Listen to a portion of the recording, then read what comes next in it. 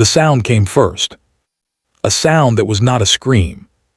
Not quite human, but not anything else that lived in Rome. It echoed through stone corridors, rose above the hiss of oil lamps, and hung in the cold air of the praetor's hall like incense. They said the walls could remember the echoes, that even when silence returned, the marble still trembled. And on one night, in the winter of 73 AD, it did. She did not confess, whispered the guard. But the rack remembers. Rome under Emperor Vespasian. The empire recovering from war. But its peace was carved in fear. Beneath the streets, the Subura district, where perfumed nobles avoided the smell of sweat and soot. A new kind of justice was born. A justice not of gods, but of instruments. The tortura, Rome's sanctioned art of extracting truth, was not reserved for men alone. Women accused of heresy, witchcraft, or treason were bound by silence and suspicion. One name lingered among old manuscripts: Livia Severina, daughter of a senator, and the only woman recorded to have survived the rack and lived to speak of it, before vanishing entirely. The night she was taken, rain had not fallen in weeks, yet thunder rolled above the city like marching drums. From her villa on the Palatine Hill, she saw torches approaching, and behind them silence. Not soldiers, but inquisitors of the cohorts urbanae, their cloaks heavy with secrecy. They said she had hidden forbidden scrolls, texts of prophecy from the East. But in Rome, truth was never the reason, only the excuse. The air inside the cell was damp, scented with rust, olive oil, and something older. Something like grief. Livia's wrists, cold from iron bands, rested against the table before her. A single candle flame trembled as the interrogator entered, his sandals whispering against stone. He said nothing, only looked at her, and then at the rack behind her. She did not fear pain. She feared forgetting who she was. The rack was not built to kill. It was built to erase, to peel away the names, memories, and faith, until the silence left behind was easier to believe. Somewhere in the hall above, the bells of the Temple of Saturn began to toll. 9 chimes. For 9 questions. Only the first had been asked. Outside the hall, citizens gathered beneath marble arches, whispering like wind through reeds. They were not cruel, only curious. Rome had taught them that suffering was spectacle, that justice required witnesses. Among them, a boy sold figs from a wooden tray, unaware that his laughter echoed through the same stones that carried Livia's silence below. A scribe in the corner recorded every word, every breath that left Livia's mouth. When his ink ran dry, he borrowed from the lamp oil, and the parchment glowed faintly under firelight. Years later, that same parchment would be found sealed inside a crypt, with no record of what she confessed, only one word written at the bottom. In her hand, remember.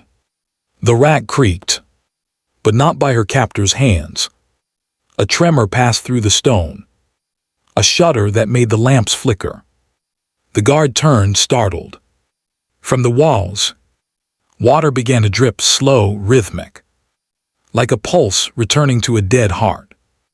Livia raised her eyes. "The gods are listening," she whispered, "and they do not approve." At that moment, lightning tore across the sky, and the hall went black. When light returned, the interrogator was gone. Only the empty chains moved, slowly swaying in the silence.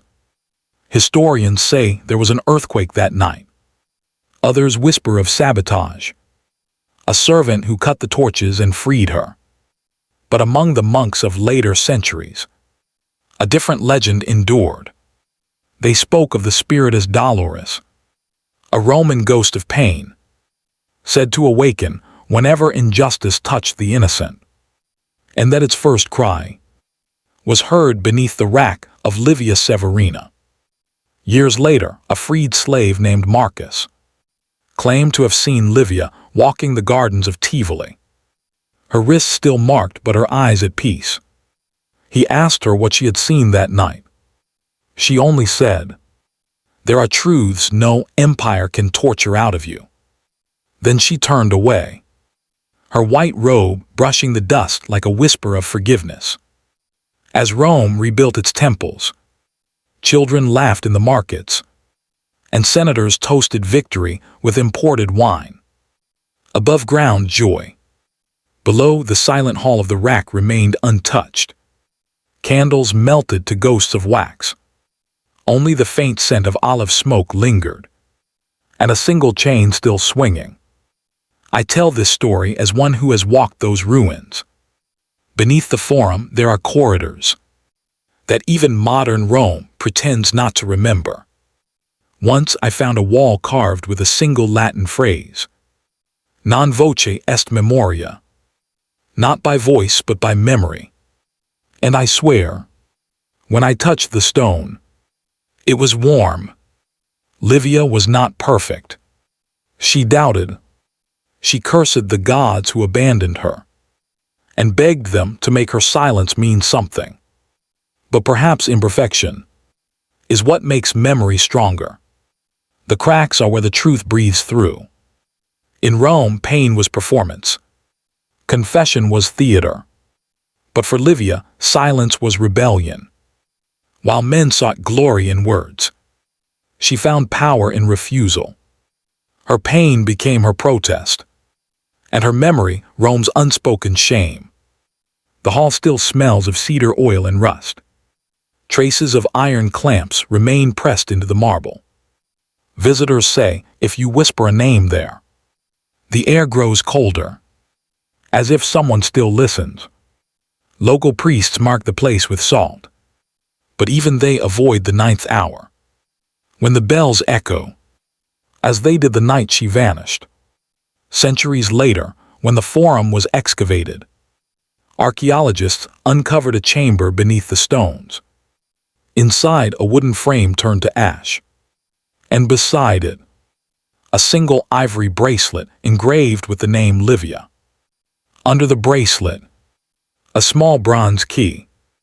The key fit no Roman lock, but when pressed into the earth, it revealed another chamber beneath, sealed untouched, containing scrolls wrapped in linen. On them, written in trembling Latin, "Not all truths are meant to be spoken. Some are meant to be survived." What if the screams that haunted Rome were not cries of pain, but warnings, echoes meant to outlive empires, to remind us that cruelty always hides beneath reason? History celebrates power, but forgets resistance. Livia Severina was not a martyr of flesh. She was a martyr of memory. Her silence became a monument to every voice Rome tried to erase. And when the stones of the empire fell, her name was still whispered by the dust. But Livia's story was not the last. Years later, another woman in medieval Florence claimed to hear her voice in the night, guiding her through fire and persecution. That woman's name was Giulia of the Iron Mask, and her legend is darker still. Some say Rome fell from greed, others from war, but perhaps it was the sound of its own screams that finally broke its walls. If this story left you haunted by Rome's forgotten echoes, subscribe for the next descent into history's dark secrets, where truth hides in the silence, and memory is the only thing the empire could not destroy.